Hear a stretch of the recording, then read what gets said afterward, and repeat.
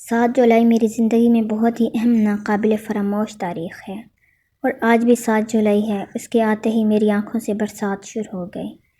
کہتے ہیں کہ حسد انسان کو تباہ کر دیتا ہے، اور اس کی آگ میں جلنے والا انسان کہیں کا نہیں رہتا، اور اس کے ساتھ وہ بھی جو حسد کا شکار ہوا ہو، اور حسد کی جیتی جاگتی مثال میں خود ہوں۔ میرے والد صاحب کا نام مرتضیٰ ہے، اور شمیم پھپھو میرے والد کی بڑی بہن تھیں، مگر ان میں بڑی بہنوں والی کوئی بھی بات نہیں تھی، اور نہ ہی کبھی انہوں نے بڑے پن کا مظاہرہ کیا۔ ان کا رویہ نہ جانے کیوں ہم سے ایسا تھا، وہ ہر بات کو لڑائی کا رنگ دے کر ہم کو تنگ کرتی تھی، مگر میرے والدین نے ہمیشہ انہیں بڑا سمجھ کر نظر انداز کر دیا۔ شمیم پھپھو کی ایک ہی بیٹی تھی، شزینہ، اور وہ اپنی والدہ سے 4 ہاتھ آگے تھی۔ عمر میں تو وہ مجھ سے 7-8 سال بڑی تھی، مگر سب کو میرے جتنا بتاتی تھی۔ شمیم پھپھو اور شزینہ ہر وقت مجھے نیچا دکھانے کے چکر میں پڑی رہتی تھیں۔ یہ ان دنوں کی بات ہے جب میں کالج کے آخری سال میں تھی، اور اسی زمانے میں ہمارے دادا ابو کا انتقال ہو گیا۔ ان کے انتقال کے بعد جب وصیت ان کے سامنے آئی تو اس میں دادا نے اپنا گھر شمیم پھپھو کو اور ساری زمینیں میرے والد صاحب کے نام کر دی تھیں۔ ابو چونکہ سمجھدار تھے، لہٰذا انہوں نے زمینوں کا استعمال صحیح انداز میں کیا، اور یوں ہمارا شمار ٹھیک ٹھاک حیثیت والے لوگوں میں ہونے لگا۔ اس بات پر بھی پھپھو نے خاندان میں ہنگامہ کھڑا کیا کہ دادا ابو نے ان کے ساتھ ٹھیک نہیں کیا، حالانکہ جو مکان ملا تھا اس کی قیمت اچھی خاصی تھی، مگر ان کا رونا ختم نہیں ہوتا تھا۔ گرمیوں کی چھٹیاں آئیں تو ہم نے ابو سے ضد کی کہ لاہور خالہ کے ہاں چلتے ہیں، اور پھر ہم سب خالہ کے گھر چلے گئے۔ 2-4 روز بعد پتہ چلا کہ شازینہ کے رشتے کی بات چل رہی ہے۔ پھپھو سے ویسے بھی زیادہ ملنا جلنا تو نہ تھا، مگر ابو کو افسوس ضرور ہوا کہ سگی بہن نے انہیں بتانا بھی گوارا نہیں کیا۔ خیر، ہماری چھٹیاں تو خوب مزے سے گزریں، اور پھر ہم چھٹیاں منا کے واپس گھر آ گئے۔ جس روز ہم واپس گھر آئے اس کے اگلے ہی دن پھپھو اپنی بیٹی کے رشتے کی خبر سنانے ہمارے گھر آئیں۔ خبر کیا تھی بلکہ اپنا رعب جمانے آئی تھی، اور آتے ہی بڑے غرور سے بولی، میری بیٹی کا رشتہ تو اس کی شان کے مطابق ہے، لڑکا باہر گیا ہوا ہے اور خاندان بھی امیر ہے۔ انہوں نے تو دیکھتے ہی شازینہ کے لیے ہاں کر دی، اور پھر وہ تھوڑی دیر بیٹھ کر چلی گئیں۔ ان کے جانے کے بعد ابو بولے، ارے میں تو بتانا ہی بھول گیا، اتوار کو عمر صاحب کے گھر پارٹی میں جانا ہے، ان کا بیٹا عمیر باہر سے آ رہا ہے۔ عمر انکل ابو کے کافی پرانے دوست تھے، مگر کبھی ہماری ان سے ملاقات نہیں ہوئی تھی۔ اتوار کے روز سب جانے کی تیاری کر رہے تھے، اور میں نے الماری کھول کر جو بہت ہی اچھا بہترین سوٹ نکالا اور اچھی طرح تیار ہوئی، اور پھر ہم پارٹی میں پہنچ گئے۔ پارٹی میں پہنچ کر ہماری ملاقات پہلی دفعہ عمر انکل اور ان کی فیملی سے ہوئی۔ بہت ہی خوش اخلاق لوگ تھے۔ عمر انکل، ان کی بیگم اور چھوٹا بیٹا راحیل جو ابھی پڑھ رہا تھا، اور بڑے بیٹے عمیر جس کے آنے کی خوشی میں پارٹی تھی۔ پارٹی بہت شاندار تھی، کیونکہ عمر انکل کو روپے پیسے کی کوئی کمی نہ تھی۔ ان کا کنسٹرکشن کا بہت بڑا بزنس تھا، جو کہ کافی بڑے پیمانے پر پھیلا ہوا تھا۔ پھر کچھ دنوں بعد میرے امتحان ختم ہو گئے تو ہم دوستوں نے ٹائم پاس کرنے کے لیے مختلف کورسز کرنے شروع کر دیے۔ کہتے ہیں کہ کوئی چیز بیکار نہیں ہوتی، اور انہی کورسز کی وجہ سے آج میں اپنے پیروں پر کھڑی ہوں۔ خیر، میں روز سینٹر جاتی اور شام تک واپسی ہوتی۔ ایک روز میں واپس آئی تو عمر انکل اور ان کی بیگم آئے ہوئے تھے۔ میں اپنی چیزیں رکھ کر ان کے پاس گئی، اور پھر ادھر ادھر کی باتیں ہونے لگیں۔ جب وہ چلے گئے تو معلوم ہوا کہ وہ میرے لیے عمیر کا رشتہ لے کر آئے تھے۔ پھر ابو اور عمر انکل نے رشتہ طے کر کے دوستی کو رشتہ داری میں بدل دیا، اور پورے خاندان میں دوستوں میں مٹھائیاں بھیجی گئیں۔ اس بات کے اگلے ہی دن شمیم پھپھو پھر ہمارے گھر آئیں، اور ایک ہنگامہ کھڑا کر دیا اور چیخنے لگیں۔ میں تو پہلے ہی جانتی تھی کہ میری بیٹی کی خوشیاں کسی سے ہضم نہیں ہوں گی۔ ابو بولے، آپا جان کیا بات ہے؟ پھپھو بولی، اتنے معصوم نہ بنو، میری بیٹی کی خوشیوں کو آگ لگا کر پوچھتے ہو کیا بات ہے؟ اب تو ابو غصے میں آ گئے اور بولے، صاف صاف بتائیں کیا ہوا ہے؟ تو شمیم پھپھو بولی، جو رشتہ شزینہ سے طے ہو چکا تھا اس کو توڑ کر تم نے اپنی بیٹی حیا کا رشتہ طے کر دیا۔ یہ سن کر ابو سکتے میں آ گئے۔ پھر رک کر انہوں نے عمر انکل کو فون کر کے بلایا تو وہ فوراً اپنی بیگم کے ساتھ آئے۔ ان کے ساتھ ایک خاتون بھی تھی۔ انہیں دیکھ کر پھپھو تو چونک گئیں۔ پھر وہ خاتون بولی، شمیم، اس عمر میں جھوٹ بولتی ہو، تمہیں شرم نہیں آتی؟ پھر سب کو مخاطب کر کے بولی، میں رشتے کرواتی ہوں، عمر صاحب کے گھر میرا آنا جانا تھا۔ ان کی بیگم نے مجھ سے کہا تھا کہ عمیر کے لیے کوئی لڑکی ہو تو بتانا، مگر ہاں تب ہی ہوگی جب عمیر کو لڑکی پسند آئے گی۔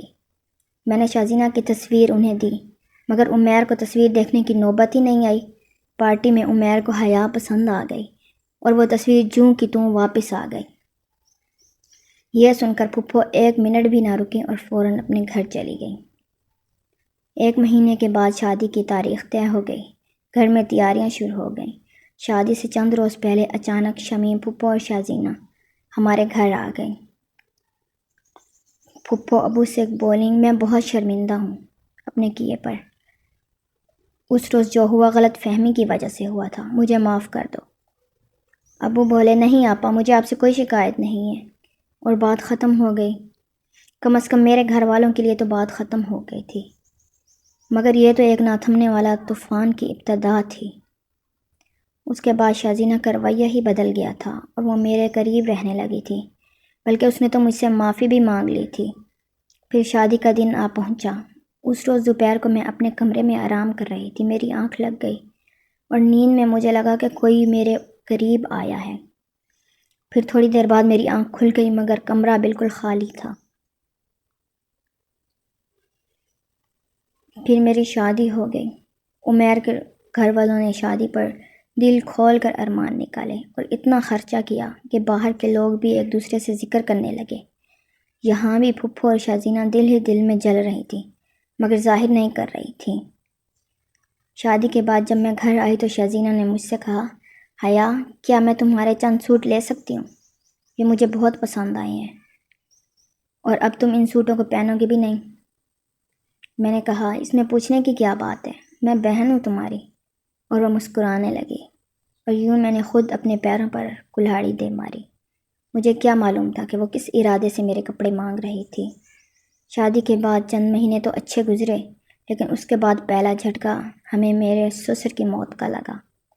اس روز رات کے کھانے پر وہ بالکل ٹھیک ٹھاک تھے، مگر رات کو اچانک وہ زور سے چیخنے لگے اور اپنا دل پکڑ کر کہنے لگے، میرا دل بھینچ رہا ہے۔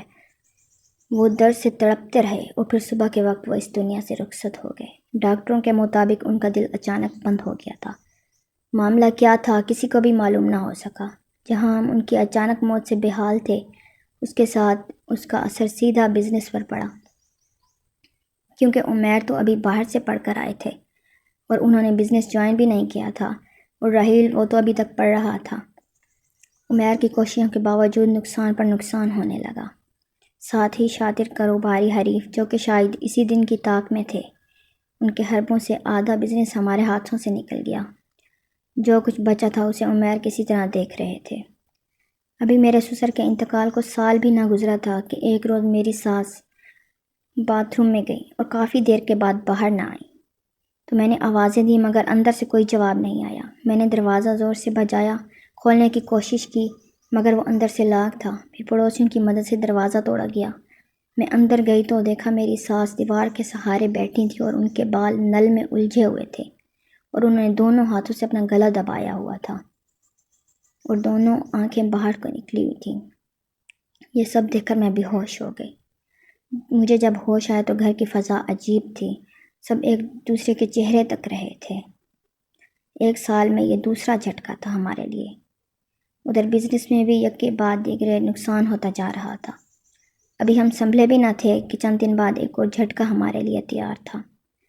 عمیر نے ایک بہت بڑی بلڈنگ کی کنسٹرکشن کروائی تھی، اور اس سے بنے 1 ہفتہ بھی نہیں ہوا تھا کہ وہ پوری کی پوری بلڈنگ زمین بوس ہو گئی۔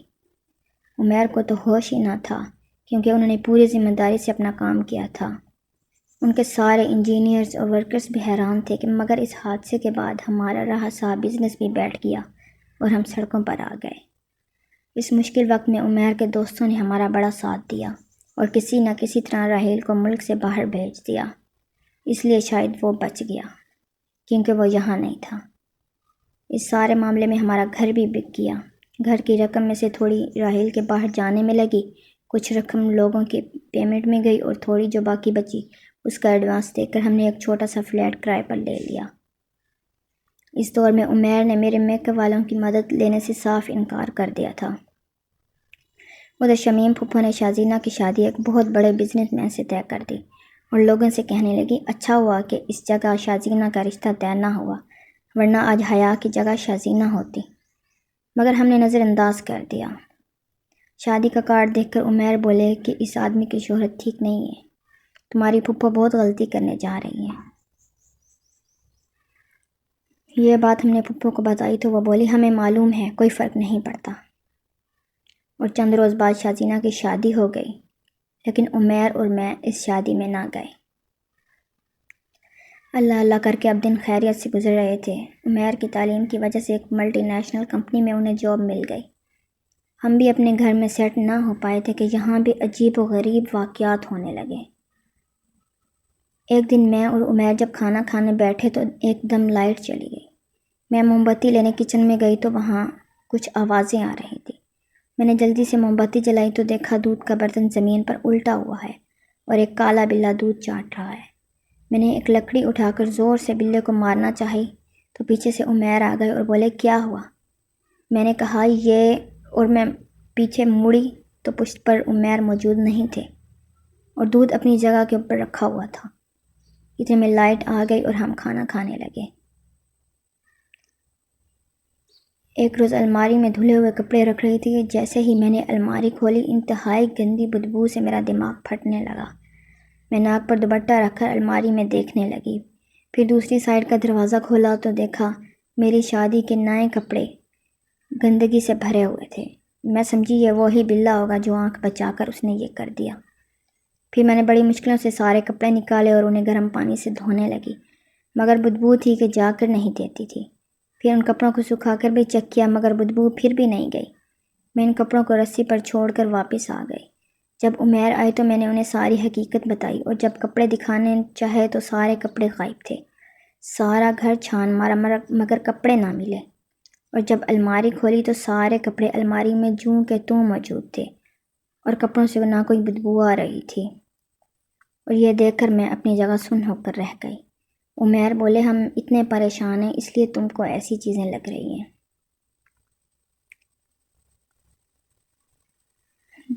دو روز بعد میں کپڑے جب دھو رہی تھی مجھے اپنے ہاتھ پر کھجلی محسوس ہوئی۔ میں نے دیکھا وہاں سرخ چیونٹیں نظر آئی تو میں نے اسے جھٹک دیا اور کچن میں چلی گئی۔ وہاں میں نے دیکھا کہ آٹے کے ڈبے کے پیچھے بے شمار چیونٹیاں نکل رہی تھیں۔ میں انہیں صاف کر کے اپنے کام میں لگ گئی۔ پھر ایک روز آدھی رات کے قریب اچانک ایک آواز سے میری آنکھ کھل گئی۔ میں کمرے سے باہر آئی تو دیکھا کچن کے سامنے کوئی کالی چیز پڑی ہے۔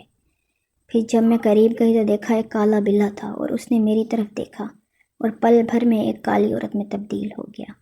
پھر میری چیخیں آسمان کو چھونے لگیں اور اچانک میں تاریکی میں ڈوب گئی۔ پھر ہم نے وہ گھر چھوڑ دیا اور ہم عارضی طور پر اپنے فلیٹ کے نیچے والے فلور پر رہنے لگے۔ پھر اس پر بھی بس نہ ہوا اور اس کے بعد پھر میری زندگی میں وہ لمحہ آیا جس کا تصور بھی میں نہیں کر سکتی۔ وہ دن میری زندگی کا بدترین دن تھا۔ رات کو ہم کھانا کھا کر سو گئے اور تقریباً رات کے 3 بجے اچانک ایک آواز آئی، کوئی عمیر کو آواز دے رہا تھا، عمیر عمیر۔ پھر عمیر اٹھے اور بولے میں باہر جا کر دیکھتا ہوں۔ جیسے ہی وہ گھر سے باہر نکلے تو اتنی زور سے دھماکہ ہوا کہ میں لرز گئی اور باہر کان پھاڑ دینے والا شور سنائی دینے لگا۔ میں دوڑتی باہر گئی اور جو میں نے دیکھا خدا کسی عورت کو نہ دکھائے۔ سامنے بجلی کا بہت بڑا کھمبا گرا ہوا تھا اور اس کے نیچے تاروں کے گچھے میں ایک جسم الجھا ہوا تھا اور جل کر سیاہ ہو گیا تھا۔ اسے میں نے ہاتھ کی گھڑی سے پہچانا جو میں نے عمیر کو گفٹ دی تھی۔ جب میں اپنے حواس میں واپس آئی تو میں اپنے والدین کے گھر میں تھی۔ گھر والے بتاتے ہیں کہ میں بہت دنوں بعد بولنے کے قابل ہوئی تھی، مگر میری زندگی تو ختم ہو چکی تھی۔ میرا دیور راحیل اپنے بھائی کی میت کی وجہ سے آیا ہوا تھا۔ میں نے اسے یہاں رکنے سے منع کر دیا اور وہ واپس کینیڈا چلا گیا اور وہاں سے مجھے پیسے بھیجتا رہا اور میں ان پیسوں کو جمع کرتی رہی۔ میری ایک دوست نے مشورہ دیا کیوں نہ ان پیسوں سے ایک ادارہ بناؤ جہاں بے سہارا عورتوں کو ہنر سکھا کر اس قابل بنایا جائے کہ وہ معاشرے میں کسی قابل ہو جائیں۔ یہ بات میرے دل کو لگی۔ پھر میں نے راحیل سے مشورہ کر کے عمیر کے نام پر ایک ادارہ بنا دیا۔ دوسری طرف شازینہ کے شوہر کو بیرون ملک گرفتار کر لیا گیا تھا۔ وہ نشہ آور اشیاء سمگلنگ کرتا تھا اور یوں شازینہ واپس شمیم پھپھو کے پاس آ گئی۔ مگر میرا ساتھ اللہ تعالیٰ نے دیا اور میرے ادارے کی پذیرائی ہو گئی اور میرا نام اچھائی کے ساتھ جڑ گیا۔ اور یہ بات بھی ان ماں بیٹی کو پسند نہیں آئی اور پھر اسی لیے انہوں نے اپنا آخری وار اور سب سے خطرناک وار کر دیا۔ ایک روز میرے سر میں شدید قسم کا درد اٹھا اور پھر شام تک یہ درد ناقابل برداشت ہو گیا، اتنا کہ میں سر پٹک رہی تھی۔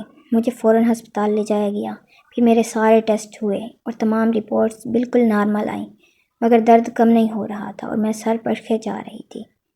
امی اللہ تعالیٰ سے گر گرا کر دعائیں مانگنے لگی اور یقیناً یہ میرے ماں باپ کی دعائیں ہی تھیں جو آج میں زندہ ہوں۔ جب امی دعا مانگ رہی تھیں تو ایک خاتون انہیں دیکھ کر آ گئی اور انہیں ساتھ لے کر باہر چلی گئی اور کہنے لگی، مجھے تو یہ کوئی اور ہی معاملہ لگتا ہے، میں ایک بزرگ کو جانتی ہوں، آپ ان کو دکھائیں اپنی بیٹی، انشاءاللہ یہ ٹھیک ہو جائے گی۔